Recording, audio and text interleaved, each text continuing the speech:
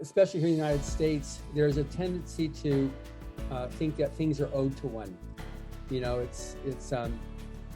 and that's a definite liability, because it's just, you know, at some point they realize, you know, if you're going to get something, you need to work for it and get it.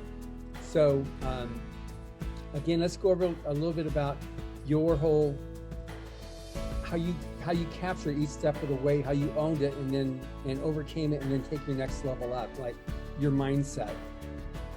Okay, so here, because, you know, United States, in terms of welfare and people's lives and like what they can afford, their opportunities, you know, because of the country essentially, because it's so much better than most places, it is somewhat understandable that, you know, people don't really realize what's actually going on outside of the States and what people do not have.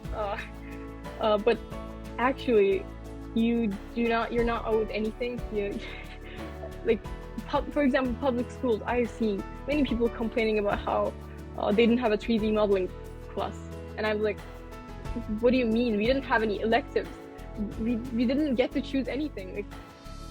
Like the smallest things they have. And like, even if you don't have any electives, let's say you don't have anything, let's say your school is the worst of the worst, because it's the United States, you can't find an art club, an art course, like a studio somewhere nearby. I didn't have none of that in my city, like nothing, absolutely nothing. And that's okay, that's how they were raised, that's what they've seen. But at some point it's important to realize that if you don't have something you want, you go get it. And if it's unfair, then that's how it is, because life is unfair and it's gonna keep being unfair. Like, some people are privileged, some people are not. That doesn't change the fact that you can get whatever you want with enough work. And in my case, I looked up a lot of different said art studios in my city, which turned out to be not so art studios. And like, none of them worked. So I went to the internet and I contacted a lot of people. I did my research. I found all the summer programs I could apply to that could give me scholarships.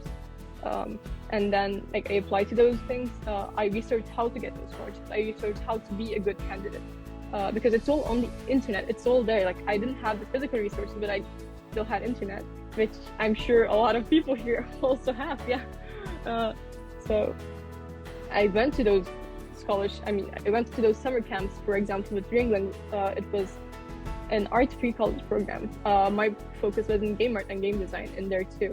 And I won a scholarship. It was a group of 200 people, and they gave a scholarship to 3 people, if I remember correctly. And with that scholarship, I essentially went there for free. And I had set myself a goal. If I could get that scholarship, I was gonna use the money I saved to buy an iPad. And after I won, I then allowed myself to buy an iPad with the money I saved, not the money my parents gave me. And then after that, I got more into digital art and stuff. So it was just, one step at a time. You start with the internet, you start with whatever you have. Whatever you have is not enough, you find more online resources, because at this point with COVID, it made it so much easier to access online resources. It made a lot of things online, and you can get experience, you can get working experience as a remote artist now, more than you could previously. So, yeah. Amazing. And I think it's so true, that wanting to have something, having to have before you can actually do your art, it's like, you're living testament to the fact that it's the desire, despite all obstacles and barriers, to overcome them, to be able to reach your goals and your dreams. Yeah, absolutely. And I believe other people can do it too. So that's why I like producing with the artists, especially, because I know they can do it. And if they need support, I can support them.